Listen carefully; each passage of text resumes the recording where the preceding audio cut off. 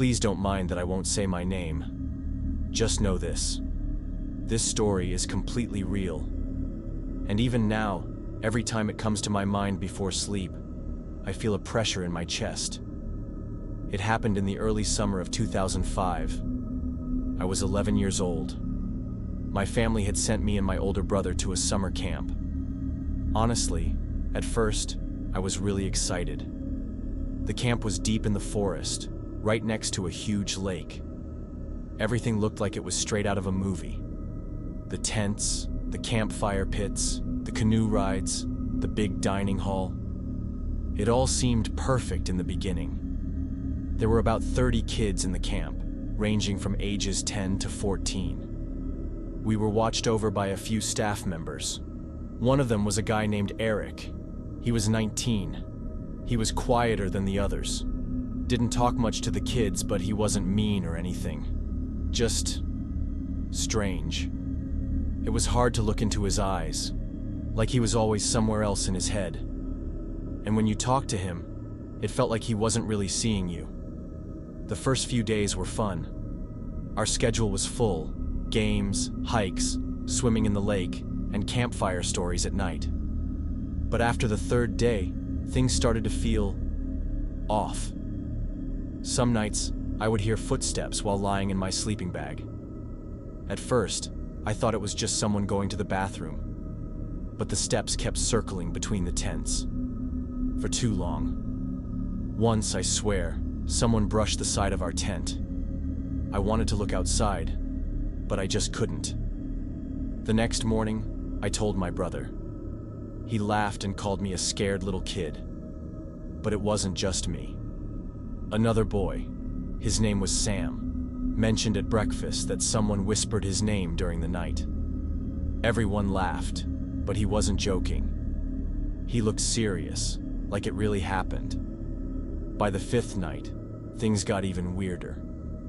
Sometime after midnight, a boy named Daniel, who slept in a tent a bit away from ours, suddenly got up and walked outside. Our tent had 4 of us inside. I was one of them. I happened to be awake. I was groggy and didn't think much at first. But then I noticed someone followed him. It was Eric. But the way he moved, it was strange. He wasn't using a flashlight.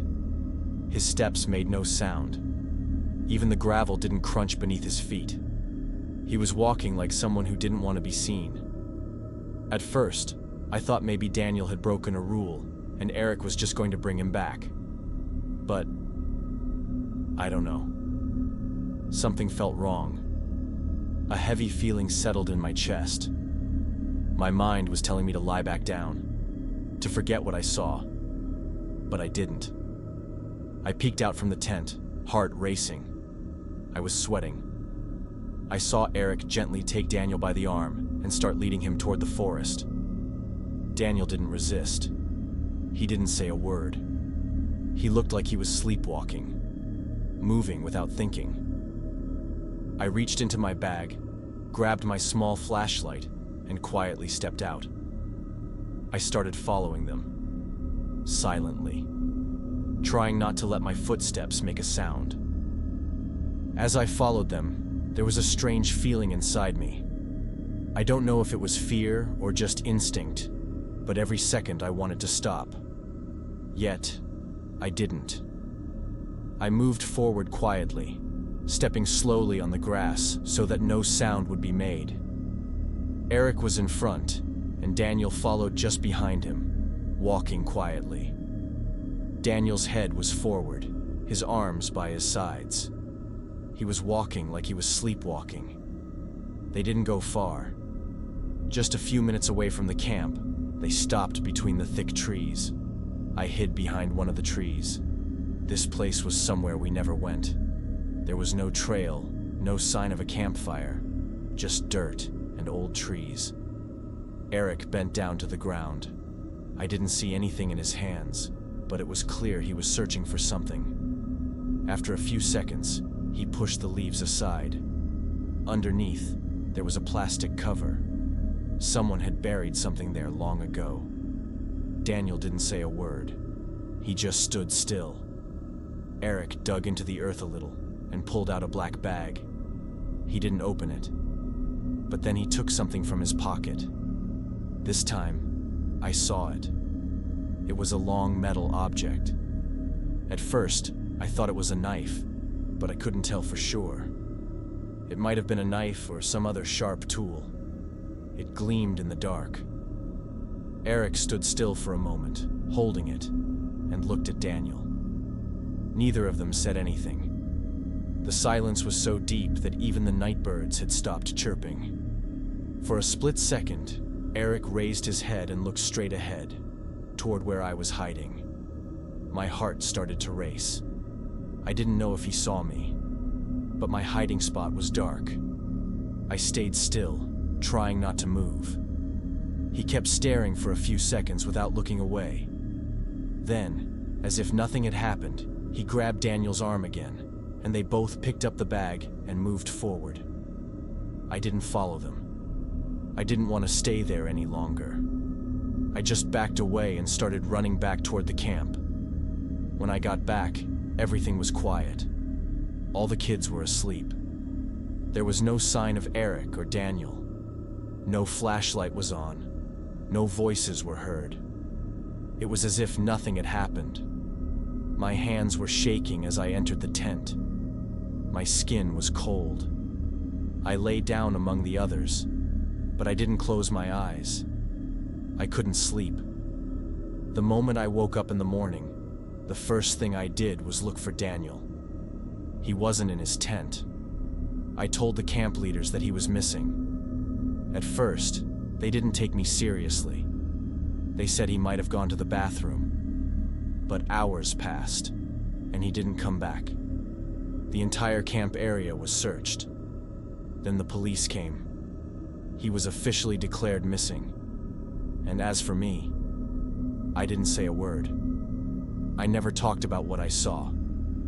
Maybe because I was scared, or maybe because I knew they wouldn't believe me. But what happened that night, I'll never forget. Eric didn't just leave the camp.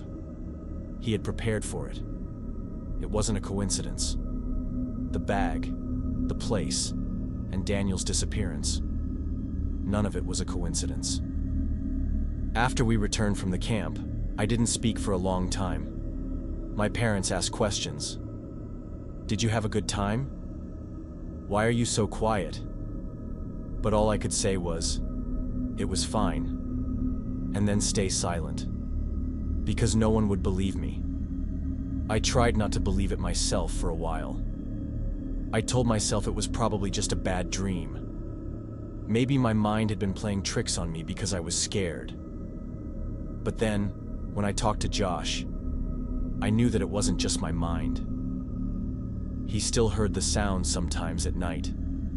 The scratching on the edge of the tent. The whispering voice calling his name. Sometimes, when he looked out of his window at home, he'd see that familiar silhouette in the darkness. Just standing, watching, then disappearing. The missing boy was still not found. Officially, he was listed as missing in the forest. But at school, the kids were saying different things. Some say he's not in the forest anymore. Others say he's still there, still with whatever that thing was. One night, around 3 in the morning, I woke up. The house was quiet, but I heard the sound again. Very slow, very muffled. It felt like it was calling me from far away. Daniel. When I looked out the window, I saw nothing. But that night, there wasn't even a breeze outside. It felt like the whole world had gone silent. Since that night, I've never gone back to that camp. I haven't even come close to the forest. Sometimes in my dreams, I'm back in that tent. Josh is sleeping beside me, and outside, I hear footsteps. Sometimes the tent opens. No one comes in, but something happens. I feel it. Cold air fills the tent, and I hear that voice again. And the scariest part? I'm still not sure. Was it really a person watching us that night? Or Was it never a person at all?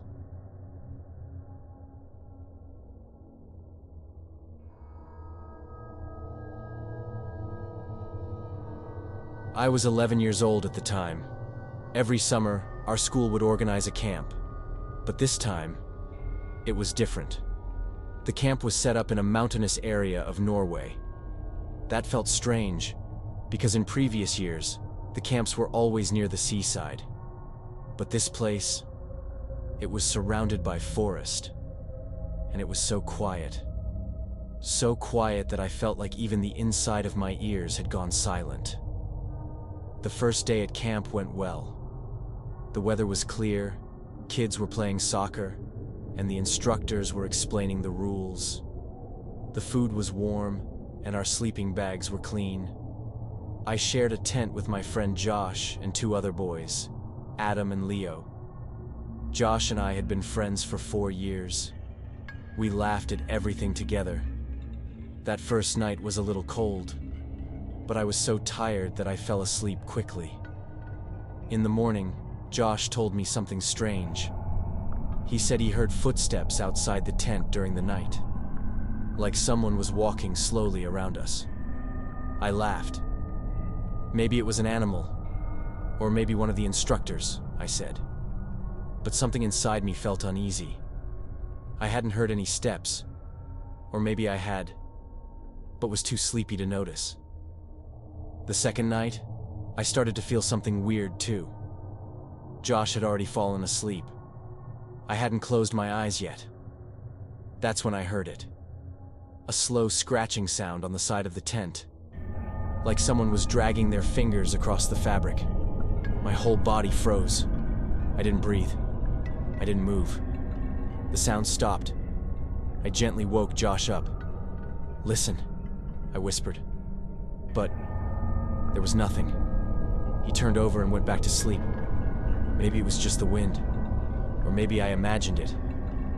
On the third day, around noon, a girl from another tent, Emily, ran to the instructors in tears. She said someone called her name during the night, but when she stepped out of the tent, no one was there.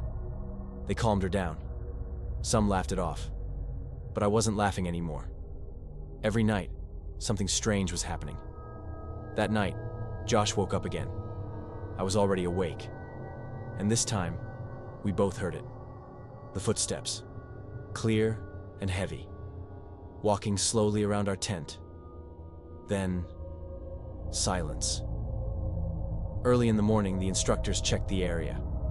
A few other kids said they'd heard sounds too, but there were no tracks. The instructors said it was probably natural sounds, maybe wild animals. But there was one problem.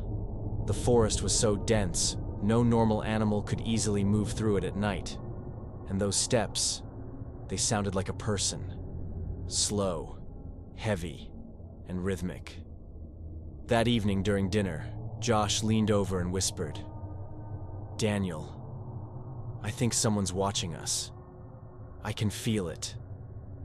I looked in his eyes and knew. He wasn't joking. That night, everything changed. Josh and I retreated to our tent. The other kids were tired, and they went to sleep without much talking. But I couldn't sleep. I had this strange feeling inside me. It was like something was waiting outside. Every time I tried to close my eyes, it felt like someone was standing behind the tent, and I could feel their breath. It was very late. Everyone was asleep. Josh's breathing was calm and steady. But in the silence, suddenly, the scratching sound came again. This time, it was longer, sharper. It sounded like nails were tearing at the edge of the tent. My blood froze. I stayed still and listened. The sound started on one side of the tent and went all the way to the other side. It felt like they were circling around us.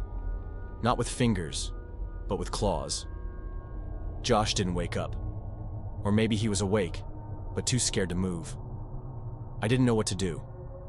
If I went to the counselors, they wouldn't believe me, or they'd laugh at me. Then, I heard something.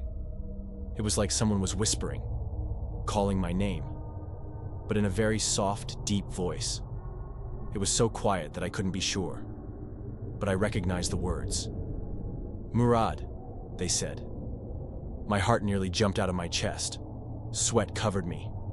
I stayed perfectly still, staring at the ceiling of the tent. The voice came closer. This time, it was right in front of the tent. Then, I saw a shadow. It was tall. It stood completely still, just behind the thin fabric of the tent. I couldn't tell who it was, but it was human. It stood motionless. I couldn't take my eyes off it. My body was frozen. Suddenly, Josh lifted his head and whispered, "Did you see it?" So he had seen it too. The dark shadow behind the tent was there. Both of us held our breath. The shadow slowly moved to the right and vanished. There was no sound, no footsteps. It simply moved away and disappeared. The next morning, the counselors gathered us and said that several other kids had heard strange sounds that night. Lena had been crying again. She said that this time, not only did she hear the voice, but someone had also tugged at the tent's rope. The counselors laughed and joked about it. But for us, this was no longer a game. Josh told me that during the day, when they went for a walk in the forest, he saw a strange mark carved into the trunk of a tree. It looked like it had been scratched with something sharp, not fingers. 3 circles, one inside the other. No one else seemed to notice it. But when Josh went back to show me, he said the mark was gone.